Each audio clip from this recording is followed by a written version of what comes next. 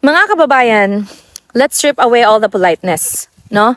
Ang naging asal at pahayag ni Palace Press Officer Claire Castro laban kay Senate President Alan Peter Cayetano ay isang sukdulang pambabastos, kasuklam-suklam at walang kapatawarang kawalan ng profesionalismo. Ang isang taong binabayaran ng buwis ng taong bayan para maging boses ng palasyo ay nag-aasta na parang walang decorum sa harap ng media. No? Ang tawagin mong nagkukunwaring banal at fake biktima ang isang nakaupong pinuno ng Senado, that is a sickening display of arrogance and cheap political execution. Ngayon, ating gagamitan ng pinakamatalas na salita ng Diyos at ang opisyal na manifesto na nilagdaan ng dambuhalang alyansa ng mga abogado ng Philippine Bar upang durukin ang kanilang kasinungalingan dahil ang ganitong panlilin lang ay malinaw na senyales ng mga huling araw, mga kababayan. Tingnan natin kung ano ang hatol ng Diyos sa ganitong asal sa mga last days, no? I want you to open your Bible sa James chapter 3 verse 6, mga kababayan. Napakalinaw ng nakasulat doon. It states there, "The tongue is a fire, a world of evil. It is set on fire by hell. It is a restless evil, full of deadly poison." So ganyan na ganyan ang kamandag na lumalabas sa bibig ni Claire Castro, mga kababayan. Ang kanyang dila ay naging instrumento ng paninira para maghasik ng kaguluhan. No? So, sa 2 Timothy din, chapter 3, verse 1 to 3, it says there, mga kababayan, sinabi na sa mga huling mga araw, lilitaw ang mga taong brutal, slanderer, at walang self-control. And she perfectly fits this description, no? Mga kababayan, wala silang may pakitang legal na basihan, kaya idinadaan na lang nila sa maruming propaganda sa media, no? Upang pagtakpan ang ginawa nilang illegal at peking sesyon noong June 3, 2026. At heto ang katotohanan, mga kababayan. Noong June 1 at June 2, sinubukan ng oposisyon na mag-ipo ng 13 senador para sa constitutional quorum. Pero bigo sila. No? 2 araw silang walang nagawa dahil hindi nila makuha ang numero, mga kababayan. Kaya noong June 3, dahil desperado na sila, gumawa sila ng milagro. Pumasok sila sa session hall na may 12 senador lang. At makinig kayo. Nang utusan ng presiding officer ang regular Senate Secretary na tawagin ang roll, no? Tumanggi ang Senate Secretary. Bakit? Dahil alam niyang illegal. Alam niyang walang quorum. Kaya ang ginawa ng oposisyon, pinwersa nila ang Deputy Secretary na mag-roll call para lang ideklara ang isang peking quorum. At sa loob ng 15 minuto, mga kababayan, winasak nila ang batas. Nagdeklara ng vacancy, nagluklok ng peking acting president, nagtanggal ng committee chairs, at binago ang impeachment rules, no? Tapos nag-adjourn pa, seni-die, no? And not one of these acts is valid, mga kababayan. Ipinagmamalaki nila ang kasong Avellino versus Cuenco.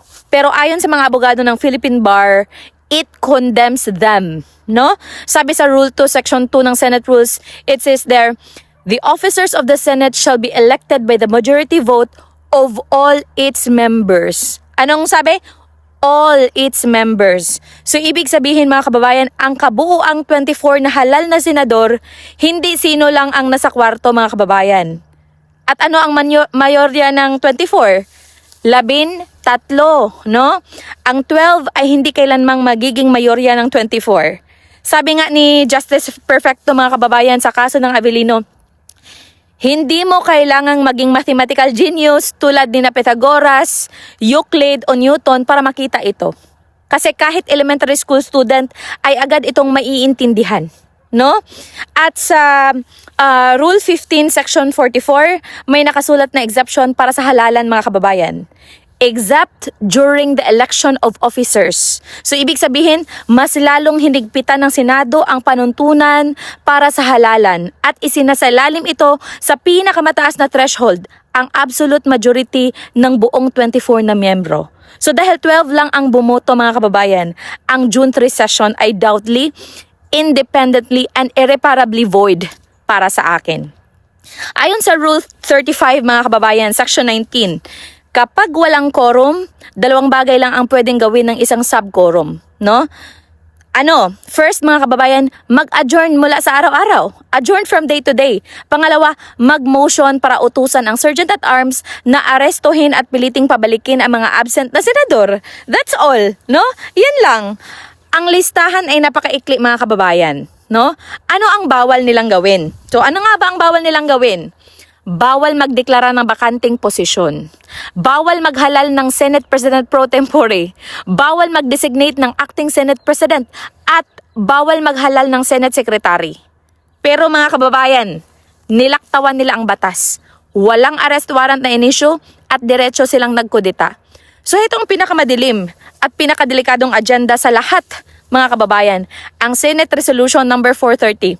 Inamyendahan ng 12 senador na ito ang Rules of Procedure on Impeachment Trials nang walang prior notice, walang advance circulation at walang deliberation. Bakit? Dahil nakabinbin sa Senado ang impeachment trial ni Vice President Sara Duterte, no? At sa ilalim ng dating rules mga kababayan, ang Senate President unconditionally ang presiding officer. Pero sa ginawa nilang Senate Resolution 430, gumawa sila ng maruming mekanismo para mapatalsik si Senate President Cayetano bilang pinuno ng impeachment trial ni VP Sara sa pamamagitan ng simpleng mayorya ng mga senador na naroon. So mga kababayan, ang Senate Resolution 430 ay para sa akin void at walang legal na bisa. No? Nilabag nito ang due process ni VP Sara dahil nagsimula na ang proseso bago nila binaboy ang rules. Ang trial ay dapat tumakbo sa original na rules bago ang June 3 mga kababayan. Si Senate President Cayetano ang nananatiling lehitimong presiding officer ng trial. Pati ang pagbalasa sa committee ay illegal mga kababayan. No? Matapos ang peking session, ano ang unang ginawa ni Senator Erwin Tulfo? Agad niyang kinansela ang nakatakdang hearing noong June 4, 2026. No? Handa na ang mga witnesses, handa na ang resource persons, at hinihintay na lang ang publiko para sa pananagutan. Pero lantarang sinabotahe mga kababayan. Ayon sa Rule 10, Section 18 at 19, ang nakaupong chairperson ay hihinto lamang kapag may lehitimong kahalili. Dahil illegal ang halalan mga kababayan, heto ang pinal na katotohanan, no? Si Senator Pia S. Cayetano ang nananatiling lehitimong Blue Ribbon Committee Chair at si Senator Rodante D. Marcoleta ang nananatiling lehitimong Subcommittee Chair sa flood control anomalies, no? Yan ang totoo. So, makinig kayo sa makasasayang hatol ni Justice Briones mga kababayan. Kailangan nating protektahan ang integridad ng konstitusyon upang maiwasan ang mga coups d'etat na magdadala sa atin sa sitwasyon ng isang banana republic.